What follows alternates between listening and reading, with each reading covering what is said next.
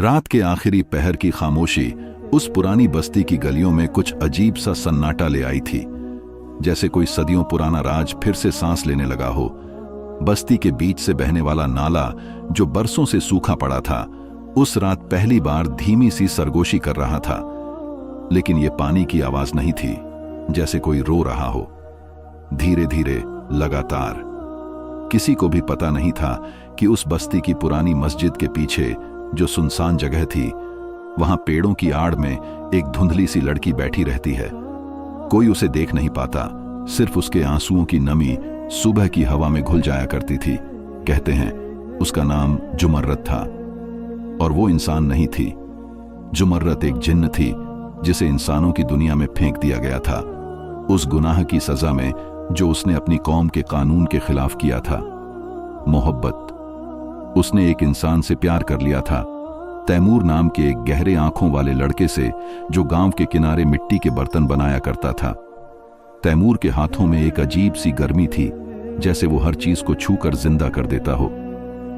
जुमर्रत पहली बार तब सामने आई जब तैमूर की मां बहुत बीमार हो गई थी, और तैमूर ने रोते हुए कहा, अगर कोई अल्लाह वाला या फरिश्ता मेरी मां को बचा ले तो मैं अपनी जान भी दे दूंगा। ये शब्द दुआ बनकर आसमान तक पहुंचे, लेकिन फरिश्ता नहीं आया। जुमर्रत आई। वो तैमूर की मां के सिरहाने बैठी कुछ पढ़ा, और जाते वक्त उसकी आंखों से आंसू गिर पड़े। वही आंसू तैमूर की मां ने देखे, और एक हफ्ते में वो ठीक हो गई। तैमूर को कुछ पता नहीं चला कि उसकी मां की जान जिस कीमत पर बची, वो कीमत धीरे धीरे उसकी अपनी रूह बन रही थी। जुमर्रत हर रात आती, छिपकर तैमूर को देखती और चुपचाप चली जाती। वो उससे बात नहीं कर सकती थी, क्योंकि उसकी जाति का एक सख्त कानून था, जिस इंसान से मोहब्बत हो जाए उसके सामने अपना चेहरा मत दिखाओ, वरना हमेशा के लिए बीच में फंस जाओगे, न इंसानों के न जिन्हों के।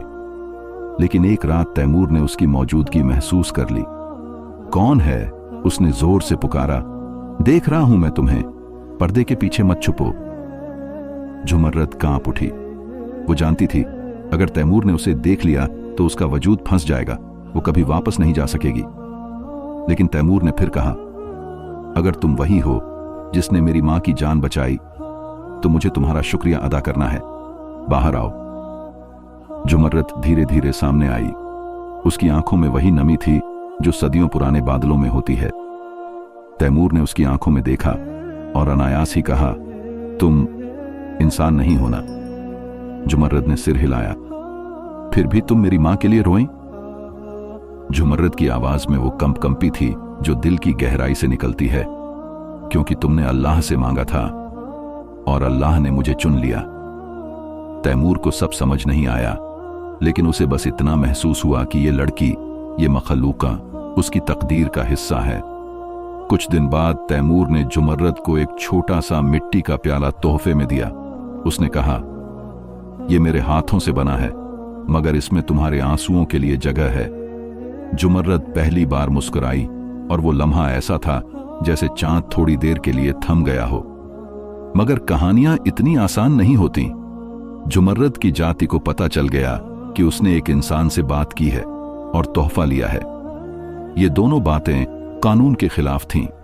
रात के सन्नाटे में उस पर फैसला सुनाया गया, उसे वापस बुलाया जाए, लेकिन उसकी जुबान छीन ली जाए और दिल को उन्हीं आंसुओं में कैद कर दिया जाए जो उसने तैमूर के लिए बहाए। वो चीखी, रोई, लेकिन आवाज ना निकल सकी। सिर्फ आंखों से बहते वही आंसू जो उस दिन से हर रात उस नाले में बहते थे, जिसे लोग आंसुओं की नदी कहने लगे। तैमूर बेखबर रहा। कई दिनों तक जुमर्रत को ढूंढता रहा। आखिरकार जब उसे पुरानी मस्जिद के पीछे वो मिट्टी का प्याला मिला जो आंसुओं से भरा हुआ था, उसने वो प्याला अपने दिल के पास रखा और पहली बार रोया। जुमर्रत उसी वक्त पेड़ों के पीछे छिपकर रो रही थी, उसे देख रही थी, लेकिन बोल नहीं सकती थी। कहते हैं जिस रात तैमूर ने पूरी रात उस नदी के किनारे बैठकर सूरह रहमान पढ़ी, पानी में नीली सी रोशनी उभरी और किसी ने पीछे से तैमूर के कंधे पर हाथ रखा। वो मुड़कर देखना चाहता था, लेकिन उसके दिल ने रोका। ये वही है, मत देख, मत खो। जुमर्रत की रूह उस पल मुस्कुरा गई और आंखें हमेशा के लिए बंद हो गईं, लेकिन आंसू वो कभी नहीं रुके। तैमूर के अंदर एक सन्नाटा उतर गया था। वो बोलता था, हंसता भी था, मगर उसकी हंसी में एक ऐसी खनक थी जैसे कोई शीशा टूट चुका हो और उसकी आवाज अब भी हवा में गूंज रही हो। उसके दोस्त पूछते, यार तुम इतने बदल क्यों गए हो? वो बस मुस्कुराकर कहता, कोई रात ऐसी है जो दिन बनने से इनकार कर दे और मैं उसी रात में जी रहा हूं। उसकी मां तो ठीक हो गई थी, मगर तैमूर हर दिन अंदर से थोड़ा और कमजोर होता जा रहा था। जब वो अकेला होता तो वो मिट्टी से नहीं, आंसुओं से बर्तन बनाता। कई बार उसकी हथेली की मिट्टी खुद ब खुद भीग जाती, जैसे किसी और की नमी उसकी रूह से लिपट गई हो। एक रात जब पूरा गांव सो रहा था, तैमूर ने वही पुराना रास्ता लिया जो मस्जिद के पीछे पेड़ों की तरफ जाता था। उसके दिल में एक छोटी सी उम्मीद की लौ फिर से जल उठी थी। शायद जुमर्रद लौट आए। वो बैठ गया, आंखें बंद की और धीरे धीरे सूरह रहमान की तिलावत करने लगा। हवा थम गई, पेड़ शांत हो गए और फिर उसे लगा जैसे कोई बहुत धीमी सांस उसके बहुत पास ली जा रही हो। जुमर्रद, उसने कांपती हुई आवाज में पुकारा। खामोशी, मगर फिर वही नमी की खुशबू जो सिर्फ एक बार आती थी जब वो आसपास होती थी। वो पलटा, लेकिन वहां कोई नहीं था। बस दूर कहीं नाले से पानी बहने की धीमी सी आवाज आ रही थी, जैसे वो आंसुओं का दरिया फिर से जाग गया हो। अगले दिन तैमूर ने ठान लिया कि वो उस जगह पर एक छोटा सा कोना बनाएगा जहां रोज बैठकर सूरह रहमान पढ़ेगा। शायद उसी रोशनी की खनक से वो वापस आ जाए जिसने पहली बार उसकी मां को ठीक किया था और जिसने खुद उसके दिल में एक ऐसी खामोशी भर दी थी जो सिर्फ वही समझ सकती थी। दिन गुजरते गए, मौसम बदले।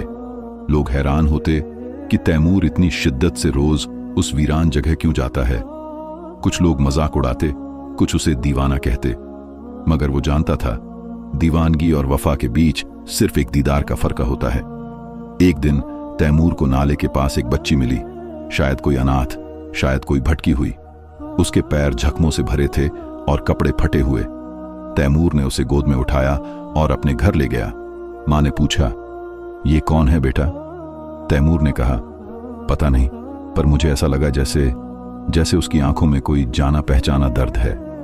बच्ची ने कई दिनों तक कुछ नहीं कहा, बस तैमूर के साथ रहती और अक्सर उसी जगह चली जाती जहां तैमूर कुरान पढ़ा करता। एक रात जब तैमूर ने सूरह रहमान पूरी की, बच्ची ने पहली बार कुछ कहा। जुमर्रद बहुत रोती है ना? तैमूर सन्न रह गया। तुम क्या कह रही हो? उसने धीरे से पूछा। बच्ची ने तैमूर की आंखों में देखा और बोली, वो हर रात मुझसे कहती है कि तैमूर की आवाज उसका सुकून है, बस वो उसे देख नहीं सकती। तैमूर के हाथ कांपने लगे।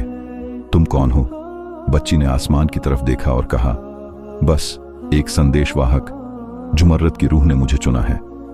उसी रात तैमूर एक रोशनी भरे ख्वाब में गया जहां जुमर्रद सफेद लिबास में नीली रोशनी के घेरे में खड़ी थी। तुमने मुझे याद रखा तैमूर, इसलिए मैं अब कैद नहीं रही, लेकिन मैं वापस नहीं आ सकती। तुम्हारी दुनिया मेरी दुनिया से अलग है। तैमूर की आंखों में आंसू थे।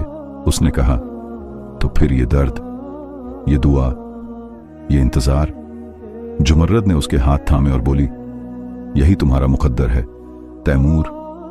तुम्हारी आवाज वो जंजीर है जो मुझे आजाद रखती है, और तुम्हारा सब्र वो दरवाजा है जो अल्लाह के करीब ले जाता है।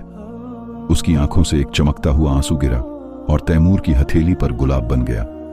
जब भी ये फूल खुशबू दे, समझना मैं पास हूं। तैमूर की नींद खुली तो उसकी हथेली पर वाकई वही फूल था, मिट्टी से नहीं, खुशबू से बना हुआ। उस दिन से तैमूर की जिंदगी बदल गई। वो बच्ची जिसे लोग भटकी हुई कहते थे, अब तैमूर के साथ रहती थी। दोनों रोज उस जगह जाते, सूरह रहमान पढ़ते और आंखें बंद करके एक चेहरे की कल्पना करते जो कभी पूरा नजर नहीं आता था, लेकिन रूह तक उतर जाता था। कहते हैं उस नाले में आज भी कभी कभी नीली रोशनी चमकती है और एक जानी पहचानी खुशबू हवा में फैल जाती है, मगर तैमूर अब बस खामोश रहता है, क्योंकि वो जानता है जिसे सिर्फ दिल देख सकता है, उसे लफ्जों से नहीं बुलाया जा सकता। रात की स्याही धीरे धीरे आसमान से उतर रही थी, मगर तैमूर की आंखों में अब कोई अंधेरा नहीं बचा था। बरसों का इंतजार, दुआएं और वो बेनाम खामोशी अब उसकी आवाज में एक अजीब सा उजाला ले आई थी, लोग अब उसे सिर्फ तैमूर नहीं कहते थे, बल्कि दरिया वाला कहकर बुलाते थे, क्योंकि वो इकलौता इंसान था जो रोज उस नाले के पास बैठता और उससे बातें करता, जिसे सब आंसुओं का दरिया कहते थे। फिर एक दिन गांव में एक मुसाफिर आया। उसके चेहरे पर जख्मों के निशान थे और आंखों में वो खालीपन जो सिर्फ वही ला सकता है जिसने सब कुछ खो दिया हो। उसने तैमूर से पूछा, क्या यही वो जगह है जहां कभी एक जिन्न लड़की रोया करती थी? तैमूर चौंका, मगर सिर हिलाया। क्या तुम उसका नाम जानते हो? मुसाफिर ने जमीन को देखा, फिर आसमान की तरफ देखा और बोला, मैं भी उसी कबीले से हूं जहां से वो आई थी, झुमर्रत। तैमूर की सांसें थम गईं। वो अब कहां है? उसकी रूह तुम्हारी आवाज में कैद है तैमूर। तुमने जो सालों सूरह रहमान पढ़ी, वो उसकी रिहाई की वजह बन गई। जिस कैद में वो थी, तुम्हारी मोहब्बत ने उसे तोड़ दिया। तो क्या मैं उसे बस एक बार देख सकता हूं? मुसाफिर ने गहरी सांस ली। देख सकते हो, लेकिन इसकी एक कीमत है। कीमत? एक फैसला। अगर तुम उसे देखना चाहते हो तो तुम्हें उस दुनिया में कदम रखना होगा जहां से लौटना मुमकिन नहीं। तैमूर चुप हो गया। उसकी आंखों में जिंदगी का पूरा सफर दौड़ गया। वो मिट्टी के बर्तन, वो मासूम हंसी, मां की शिफा, वो छोटी बच्ची, वो नीली रोशनी, वो फूल जो खुशबू से बना था। क्या उसकी आंखें अब भी रोती हैं? तैमूर ने धीमे से पूछा। नहीं, लेकिन वो तुम्हें देखने को तरस गई है। तैमूर ने आसमान की ओर देखा और धीरे से आंखें बंद कर लीं। तो ले चलो। अगर मेरी आवाज उसके आंसू पहुंच सकती है तो मेरा वजूद भी कुर्बान है। मुसाफिर ने अपनी छड़ी जमीन पर मारी। धरती थोड़ी कांपी और तैमूर की आंखों के सामने सब कुछ धुंधला होने लगा। एक जानी पहचानी खुशबू फैल गई। वही नीली रोशनी, वही चुपचाप सी सरगोशियां और वही दिल की धड़कन जो बस झुमर्रत के पास जाकर तेज होती थी। फिर अचानक तैमूर एक सुनसान जगह पर था। न जमीन, न आसमान, बस नीली रोशनी और सामने खड़ी झुमर्रत, बिल्कुल वैसी ही जैसे बरसों पहले, मगर अब उसकी आंखें सुकून से भरी थीं। तुमने आना चुना।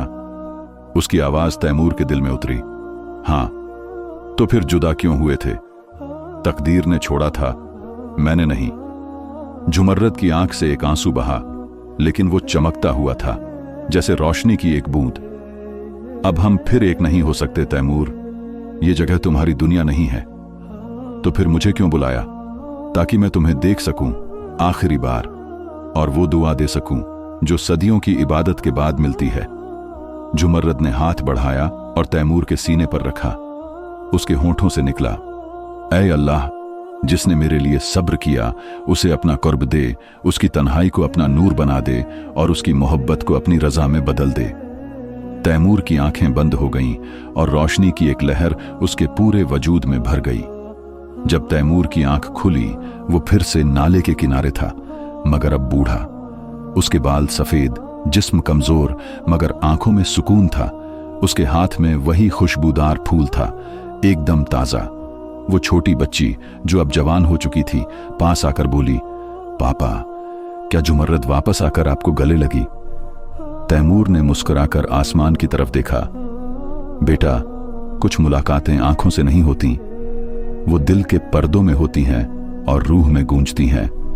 उस रात तैमूर इस दुनिया से चला गया, चुपचाप, बिना किसी को बताए। मगर जब गांव वाले उसे दफनाने गए तो नाले में नीली रोशनी दिखी और पानी से एक आवाज आई, फबई आला रब्बुकुमा तकज़िबान। कहते हैं तैमूर की कब्र से आज भी खुशबू आती है और जो भी उसके पास बैठकर दिल से सूरह रहमान पढ़ता है, उसके आंसू उस दरिया में बह जाते हैं और उसकी दुआ कभी खाली नहीं जाती।